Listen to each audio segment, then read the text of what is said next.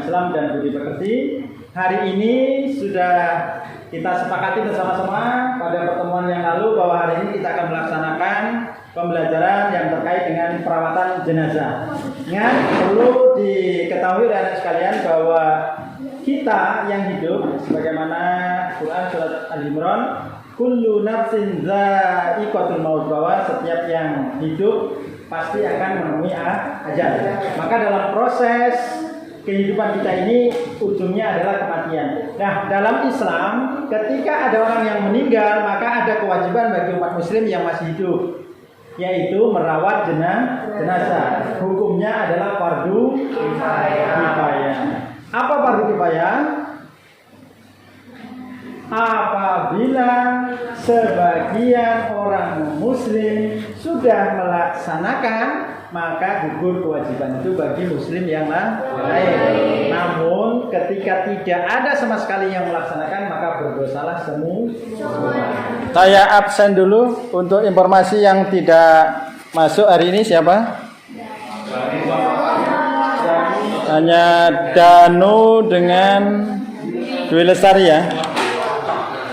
Agung Susilo ada? Oh, iya.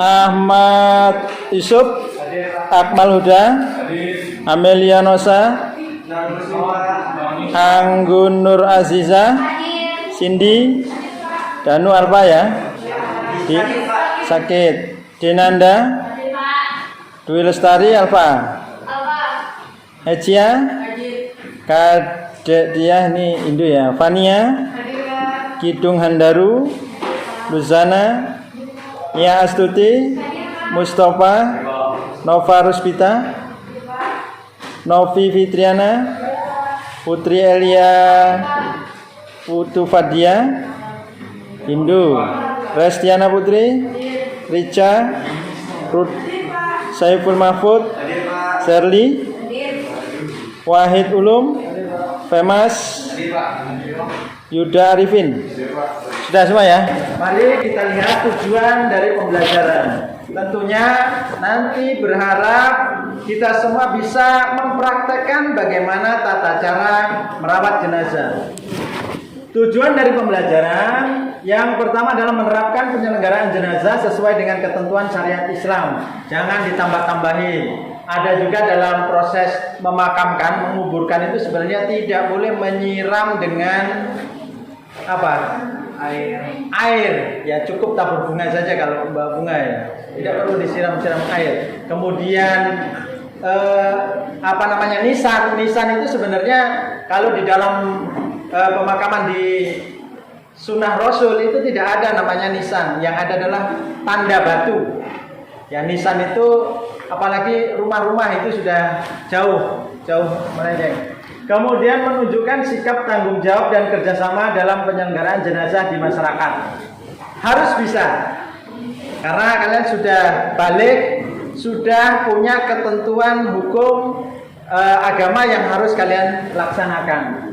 Yang ketiga, memiliki kepedulian terhadap jenazah dalam kehidupan sehari-hari. Ketika ada jenazah, paling tidak kalian bisa andil, ya, ikut merawat jenazah. Kalau tidak bisa memandikan, ya paling tidak ikut mengkafani. Kalau tidak bisa mengkafani, paling tidak ikut menyolatkan. Kemudian menjelaskan kandungan dalil nakli tentang kepedulian terhadap jenazah. Nakli ini berarti dalil yang terkait dengan Al-Quran. Kemudian menjelaskan tata cara penyelenggaraan jenazah menurut hukum Islam sesuai dengan hukum syariat Islam, tidak ada tambah-tambahan lain lagi, ya. Kemudian menjelaskan tata cara bertakziah sesuai ajaran Islam. Nah, tata cara takziah ini yang detail ya, karena kalau takziah itu suasananya harus berkabung, tidak ada yang bahasa yang berlebihan sehingga membuat ahli mayat itu menjadi tambah bersedih. Harusnya tidak. Takziah itu adalah menghibur supaya yang ditinggalkan itu semakin bersabar, semakin ikhlas untuk mengikhlaskan orang terdekatnya itu dijemput oleh Allah. Selanjutnya mempraktikkan penyelenggaraan jenazah, takziah dan ziarah sesuai dengan ajaran Islam. Mempraktekkan, nanti silakan dipraktekkan yang memandikan, tugas memandikan, mengkafani dan menyolatkan. Kemudian yang terakhir menyimpulkan hikmah dan manfaat tata cara penyelenggaraan jenazah. Ini tujuannya ya. Ini artinya tujuan ini harus didapat, harus ada setelah proses pembelajaran ini. Artinya siswa harus mencapai tujuan ini. Ya, harus bisa mempraktekkan, harus bisa menjelaskan, harus bisa mengungkapkan dalil-dalil terkait dengan jenazah. Materi pembelajaran ini materinya, ini hanya ilustrasi gambarnya saja.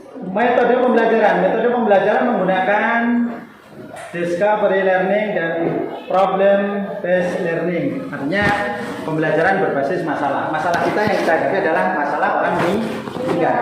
Orang meninggal bermasalah tidak? Masalah. Kalau tidak dikuburkan kan menjadikan penyebab dosa. Kalau tidak dirawat sesuai dengan syariat Islam juga menimbulkan dosa. Masalah dosa ini akan berakibat kepada siksa. Nah, oleh karena itu siswa semua harus memahami metodenya tanya jawab, wawancara, diskusi dan bermain peran yang tadi mensimulasikan, memerankan bagaimana tata cara menyolati, bagaimana tata cara mengkafani. Tadi tujuan sudah saya sampaikan, kemudian model pembelajarannya kita sampaikan, diskusi. Baiklah, sudah kita bagi 3 kelompok yang sudah siap ya.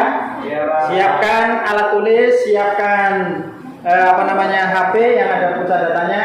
Kalian browsing baik dalil yang terkait dengan perawatan jenazah dan dalil-dalil terkait dengan jenazah dan lain-lainnya. Nanti kalian browsing di internet juga bisa. Silahkan, waktunya saya berikan nanti 5 menit untuk berdiskusi. Ditunjuk siapa nanti yang akan mempresentasikan dan siapa nanti yang akan memperagakan tata cara perawatan jenazah, baik memandikan, mengkafani dan menyolati.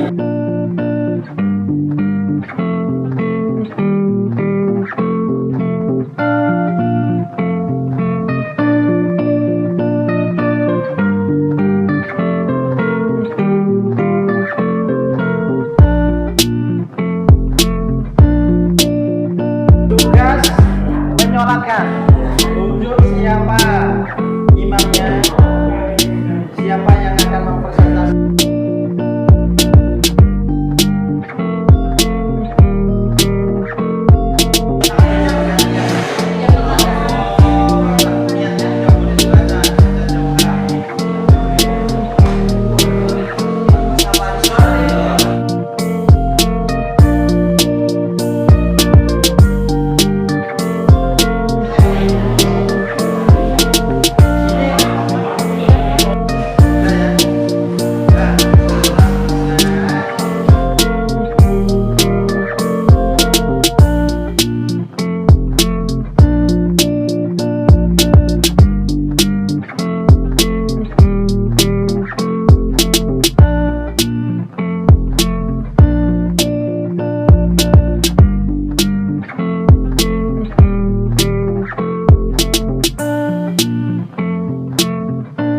Terakhir untuk proses diskusi selanjutnya kita akan mempraktekkan tata cara perawatan jenazah.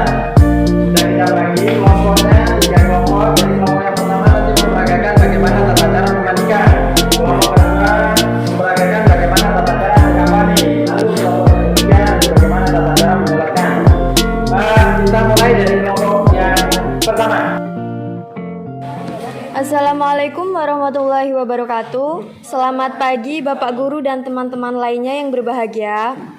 Kami dari kelompok 1 dan kelompok 4 akan mempresentasikan serta memperagakan mengenai cara memandikan jenazah. Jenazah itu adalah jasad atau orang yang sudah meninggal. Hukum memandikan jenazah ini adalah fardu kifayah. Adapun kewajiban orang muslim pada muslim yang meninggal yaitu 1. Memandikan jenazah, 2. Mengkafani jenazah, 3. Menyolatkan jenazah. Nah, pada praktek kali ini saya akan menjelaskan tentang memandikan jenazah. Adapun cara memandikan, 1. Yaitu letakkan mayat di tempat mandi yang sudah disediakan. Sediakan air bersih yang dicampur kapur barus dan sabun atau sampo. Istinjakan mayat. Bersihkan semua bagian tubuh. Nawa itu husal lihadihi maitatillahi ta'ala. Air dari ujung kepala hingga ujung kaki 3 kali dengan air bersih. Siram sebelah kanan badan 3 kali. Kemudian basuh lambung kanan bagian belakang. Selanjutnya siram kembali dari kepala hingga ujung kaki. Setelah itu jenazah diwudukan. Dilap menggunakan lap pada seluruh bagian. Ganti kain penutup basah dengan kain yang kering. Sekian penjelasan dari saya ucapkan terima kasih. Selebihnya akan disampaikan oleh moderator. Sekian presentasi yang dapat kami sampaikan. Apabila ada kesalahan dan kekurangan, kami mohon maaf. Saya tutup. Wabillahi taufik wal hidayah. Wassalamualaikum warahmatullahi wabarakatuh. Tata cara mengkafani jenazah untuk kelompok 2 dan 5. Assalamualaikum warahmatullahi wabarakatuh. Di sini kami dari kelompok 2 dan 5 akan mempresentasikan dan memperagakan tata cara mengkafani jenazah. Saya Restiana Putri sebagai moderator dan Sherly Widiawati sebagai pemateri serta rekan-rekan lainnya yang akan mengeksekusi cara mengkafani jenazah.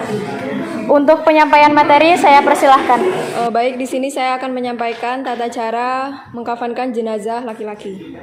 Yang pertama, ketentuan kain kafan yaitu dibeli dari harta orang yang meninggal. Yang kedua, diutamakan 3 helai kain putih digunakan untuk membungkus jenazah secara langsung bagi jenazah laki-laki. Jenis kain kafan dan wewangian. Kain yang digunakan harus menutupi tubuh, tidak tipis atau tembus pandang. Untuk wewangian, Rasulullah menganjurkan memberi wewangian pada kain kafan sesuai dengan hadis riwayat Ahmad. Kemudian untuk tata cara pengkafanan, yang pertama, bentangkan 5 tali pengikat kafan. Kemudian bentangkan kain kafan lapis pertama di atas tali-tali tersebut. Beri wewangian pada kain lapis pertama.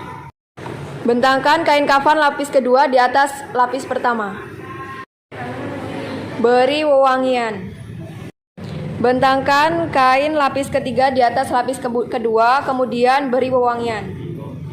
Letakkan mayit di tengah kain. Kemudian jenazah ditutup dengan kapas yang telah diberi kapur barus pada setiap bagian tertentu.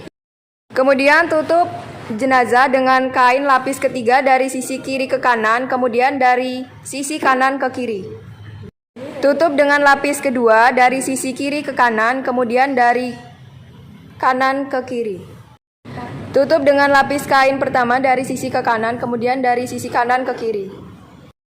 Kemudian ikat dengan tali yang sudah disediakan, yang pertama dari atas kepala. Yang kedua yaitu bagian leher. Dan ikatan tali diletakkan di bagian sebelah kiri. Yang ketiga yaitu diikat di bagian dada. Kemudian yang keempat di bagian paha, dan yang terakhir di bagian kaki di atas mata kaki. Setelah proses mengkafankan jenazah selesai, kemudian dilanjutkan dengan membaca doa setelah mengkafani jenazah. Allahumma toharohu kama toharo hada dufni wa albishu bi libasi taqwa wa jamilhu bi dufani ma dafatu ilaih. Demikian proses mengkafankan jenazah yang dapat kami sampaikan. Selebihnya saya kembalikan ke moderator. Sekian presentasi yang dapat kami sampaikan. Kurang lebihnya kami mohon maaf. Saya akhiri. Wassalamualaikum warahmatullahi wabarakatuh.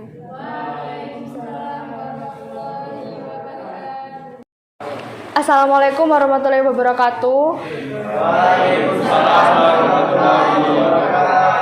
Selamat pagi semuanya. Perkenalkan, kami dari kelompok 3 dan 6 yang beranggotakan saya, Ruzana Rianti sebagai moderator dan teman saya Astuti sebagai presentator. Di sini kami ingin mempresentasikan sekaligus mempraktekkan mengenai tata cara sholat jenazah. Sholat jenazah, arti dan hukum sholat jenazah. Sholat jenazah yaitu sholat yang dilakukan dengan 4 takbir tanpa ruku, iktidal, sujud, dan duduk. Sholat ini merupakan salah satu kewajiban terhadap seorang mayit dan hukumnya fardu kifayah. Cara-cara sholat jenazah yaitu sholat jenazah Tata cara pelaksanaan sholat jenazah adalah sebagai berikut. Jenazah tersebut diletakkan dengan posisi kepala di utara dan kaki di bagian selatan dengan menghadap kiblat. Posisi imam simetris dengan kepala jenazah tersebut. Kemudian, untuk mayat laki-laki, hendaknya imam berdiri menghadap dekat dengan kepala mayat. Apabila mayat wanita, imam menghadap dekat dengan perutnya. Letak imam paling muka diikuti oleh para makmum. Jika yang menyolati sedikit, usahakan dibuat 3 baris atau syaf. Mula-mula, semua jamaah berdiri dengan berniat melakukan sholat jenazah dengan 4 takbir. Niat tersebut jika dilafalkan yaitu Sholli alal mayyiti takbiratin fardu kifayatin bil imam illa kita. Allahu akbar.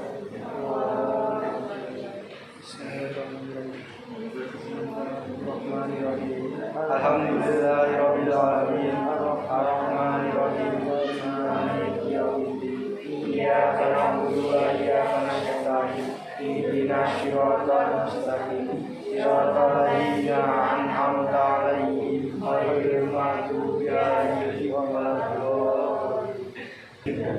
Allahu akbar.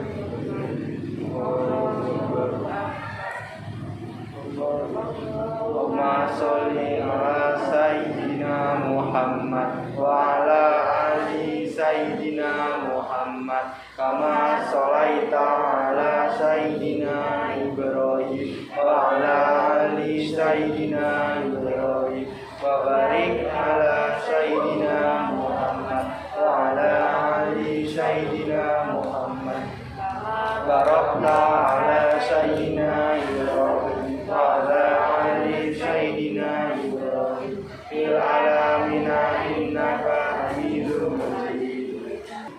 Allahu akbar. Allahu akbar.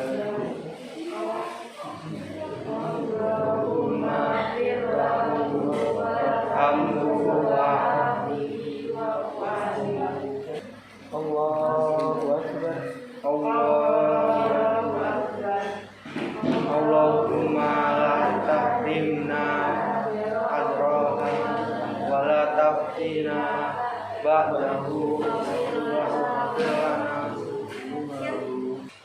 Assalamualaikum warahmatullahi.